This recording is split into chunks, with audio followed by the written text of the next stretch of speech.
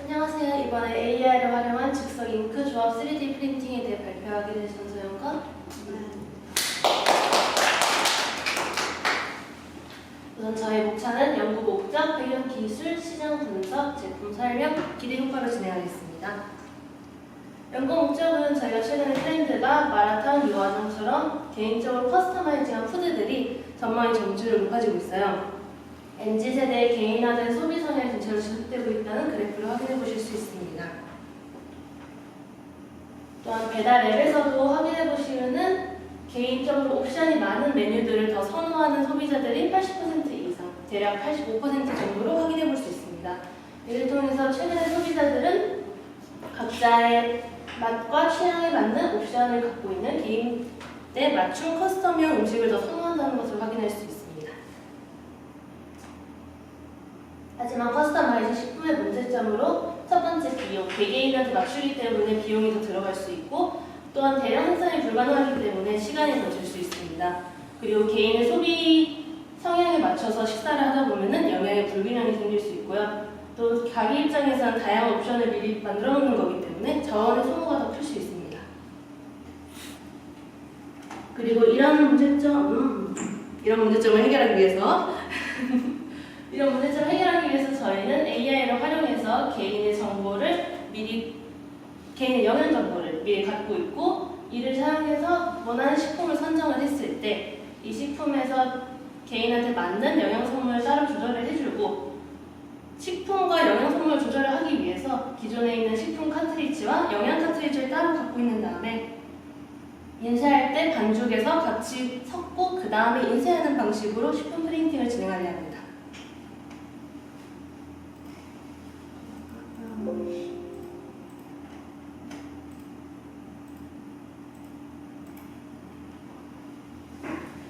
식품 프린팅의 배경 기술에 대해서 설명해 드리겠습니다. 식품 프린팅은 압축, 적출 제조, 선택적 소결, 파우더 베드 바인더, 잉크젯 이렇게 다양한 방식이 있는데 저희는 여기서 FDM, 압축, 적층 제조를 방식을 사용하겠습니다. 왜냐하면 고온 및 고압으로 원료를 밀어내면서 적층하고 냉각하는 방식을 사용하는데 앞서 다른 팀 발표에서 영양제가 고온과 고압으로 인해서 문제가 될 상황이 있었다고 했지만 저희 같은 경우에 반죽에 미리 섞어서 사용하는 거기 때문에 더 이런 식으로 고온과 고압으로 인해서 영양 성분에 문제가 생길 일은 없고 또 장점으로는 신선한 음식에 적용이 가능하고 다양한 식재료의 선택이 가능해서 저희가 원하던 개인 커스텀화해서 적용이 더 잘 될 것이라 생각해서 이 방식을 선정했습니다. 또한 이 방식의 단점은 노즐 출력 도중에 식자재가 변경이 어렵다는 것이 이 방식의 단점인데 저희는 애초에 미리 반죽을 만들어 놓고 그 다음에 출력하는 거기 때문에 이 단점이 크게 문제가 되지 않아서 이런 방식을 저희 프린팅에 사용했습니다. 그리고 AI의 경우에는 다양한 알고리즘인데 그 중에서도 다엑스트라 알고리즘을 사용할 예정입니다.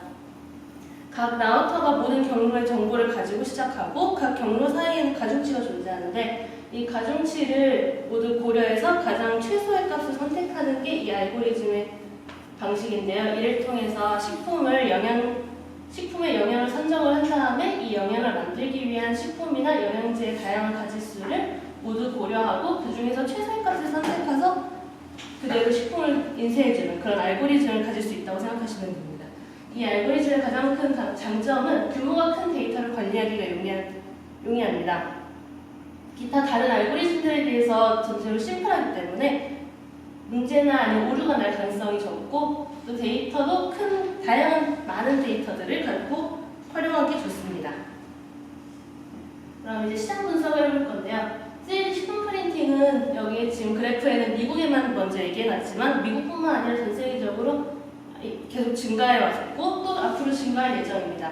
그 이유로는 고객들의 맞춤 제작 상품이 현재 선호도가 증가하고 있고 비건과 같은 대체 식품 선호도도 현재 증가하고 있는 추세이기 때문입니다.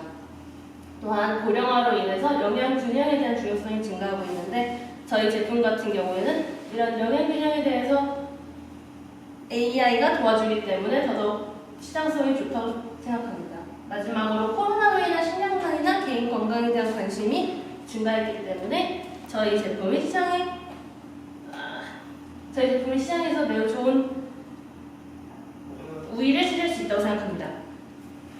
시장에 있는 3D 식품 프린터 종류를 몇 가지를 찾아봤는데요. 일단은 푸디니, 스페인 3D 식품 프린터인데 내장된 조리법을 사용하고 개인적으로 수정이 가능하지만 전체적으로는 일단 기존 존재하는 레시피가 있기 때문에 매번 새로운 음식을 만든다는 걸 생각하기 어렵습니다. 두 번째로 셰프 Z 프로인데 미국 3D 식품 프린터고 맛에 제한이 있지만 색깔은 제한이 없고 또 설탕으로 다양하게 인쇄가 가능하다는 게 특징입니다. 마지막으로 후디안 프로는 한국 3D 식품 프린터인데 이 식품 프린터 같은 경우는 5개의 잉크랑 20개의 노즐을 사용해서 프린팅을 하고 기계 내부 살균 건조 기능이 탑재되어 있어가지고 안전성으로는 개인적으로 후디안 프로가 좋다고 생각합니다. 앞에 있던 애들과 저희가 만들 프린터의 차이점 먼저 말씀해드리면 영양 균형, 오남용 방지, 다양한 영양소 첨가, 잉크 비용 절감이 있겠습니다. 첫 번째로 영양 균형입니다. 아까 맨 첫 번째 커스터마이징 단점으로 말한 게 개인 성향에 따라서 음식을 선정하다 보면 영양 불균형이 일어날 수 있는데 저희는 AI를 통해서 식품의 영양을 확인하기 때문에 이런 영양 균형을 맞춰서 맞춤형 영양 식단이 작성이 가능합니다. 기타 다른 3D 프린터에서도 이 기능은 존재하지 않는 거죠. 그리고 두 번째로 오남용 방지. AI에서 미리 이 이상의 일일 섭취 권장 허용량 이상의 영양 강화를 시도할 경우에 AI가 이를 방지하고 이런 레시피를 사용할 수 없게 방지할 수 있기 때문에 오남용 방지가 가능한 프린터입니다. 대부분의 사람들이 복용 중인 영양제의 부작용을 잘 모르기 때문에 이 기능은 매우 중요하다고 생각합니다. 세 번째로 다양한 영양소 첨가입니다. 기존에는 특히 영양 강화 식품 같은 경우에는 카트리지 잉크를 의뢰해서 따로 미리 반죽을 제조를 하고 그 다음에 이를 구매한 다음에 사용하는 방식인데 저희는 이미 영양제가 있고 식품이 있고 이렇게 따로 존재하기 때문에 원하는 식품에 원하는 영양소를 가질 수 있다는 점에서 기존 타 제품들보다 다양한 영양소 첨가가 쉽습니다. 그리고 미리 의뢰하는 것보다 당연히 기존에 갖고 있는 아이들로 조합하는 거기 때문에 잉크 비용 자체도 저하될 수 있습니다. 그래서 수화수가 정리를 해보면 이렇게 정리가 될 것 같고요. 그 다음에 이제 구체적인 예시를 한번 들어서 설명을 해드리겠습니다. 먼저 학생이 식당에 들어서면 지문 인식을 통해서 학생의 정보를 불러오게 됩니다. 이 학생 같은 경우에는 그 몸에 유당 불내증이 있어서 유제품을 조심해야 하는데요. 이 경우 프린터는 유당과 유사한 두유식품 잉크를 사용해서 식품을 프린트하게 됩니다. 근데 이 잉크가 대체됨에 따라서 우유에 비해서 메치오닌 아미노산이나 칼슘 함량이 좀 줄어들기 때문에 이를 보완하고자 분말 형태의 실린지에서 필요할 만큼 사용된 잉크에 첨가한 다음에 뽑게 됩니다. 두 번째 경우 같은 경우는 빈혈 증세가 번번이 일어나는 학생 같은 경우인데요. 이런 경우에 이제 기본 레시피에 빈혈 호전에 도움을 줄 수 있는 철분이나 비타민, 엽산 등을 가미한 반죽을 생산하게 됩니다. 이처럼 부족한 부분은 채워주고 피해야 할 부분은 다른 요소로 대체해주면서 커스터마이징을 하고 있음을 알 수가 있습니다. 세 번째 경우도 비슷한 경우이고요. 이거 넘어가도록 하겠습니다. 그렇다면 이 3D 프린터를 사용함으로 인해서 어떤 걸 기대할 수 있는가 한다면 제일 큰 거는 이제 개인 맞춤형 영양소 공급이 되고요. AI가 개인의 건강 상태나 알레르기 또는 선호도 등을 분석해서 맞춤형 식단을 제공함으로써 영양 불균형을 예방할 수 있습니다. 또한 특정 질환에 맞춘 식단을 통해서 예방 효과를 높일 수도 있습니다. 그래서 저희 제품에 대한 타겟 설정을 한다면 저희가 가장 처음에 비즈니스 모델을 고안을 할 때 학교나 기업 등 단체 급식을 운영하는 곳이었습니다.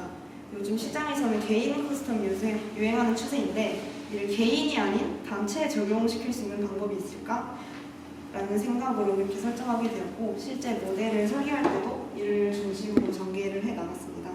그래서 추후에 모델을 조금 더 보완해서 사업 범위를 확장하는 방향으로 나아간다면 뭐 병원이나 요양시설 이런 데에서 환자들의 영양 요구에 맞춘 개인화된 식단을 제공할 수가 있고요. 또 고령자 복지센터, 실버타운 같은 그런 데에서도 이제 나이와 건강 상태에 맞춰서 개인 맞춤 식단을 제공을 해서 영양 관리에 도움을 줄 수 있을 것 같습니다. 참고 번호는 1픽이고요. 이만 발표 마치겠습니다. 네, 아주 뭐 다각적으로 잘 분석을 했고, 그 다음에 이제 실질적인 어떤 그런 예시를 들어서 그렇게 한 것도 되게 좋았던 것 같습니다. 그러면은 이제 뭐 조금 내가 잠깐 생각한 거가 뭐 이런 건지, 그러니까는 추구하는 바가 내가 오늘은 뭐 예를 들어서 햄버거를 먹고 싶어. 근데 이제 그 햄버거를 먹고 싶은데 이제 기존에 뭐 햄버거 뭐 나와 있는 뭐 그런 게 아니고 이제 어떻게 보면은 이제 이 사람이 좋아하는 거 또는 이 사람이 뭐 먹어서는 안 되는 거 또는 이 사람의 건강을 위해서 뭐 필요한 거 뭐 이런 것들이 일단 다 정보화되어 있고 다만 이 사람은 햄버거가 먹고 싶고 오늘은 햄버거를 먹을 거야 하면은 그 햄버거를 뭔가 이제 이 사람의 그러한 내가 말한 그런 정보들이 뭔가 동원돼서 조합을 해가지고 모양과 뭐 어떻게 보면 맛이나 뭐 이런 거는 햄버거를 하지만은 그 안에 들어가는 어떤 성분이나 뭐 이런 것들은 또 다른 기존의 햄버거랑 다른 뭐 어떤 이렇게 생각하면 되는 건가? 아니면 그래요? 그럼 내가 이렇게 말하는 거를 좀 이렇게 하면 좋잖아요. 그렇죠? 얼마나 잘 이해가 돼요. 그렇죠? 예.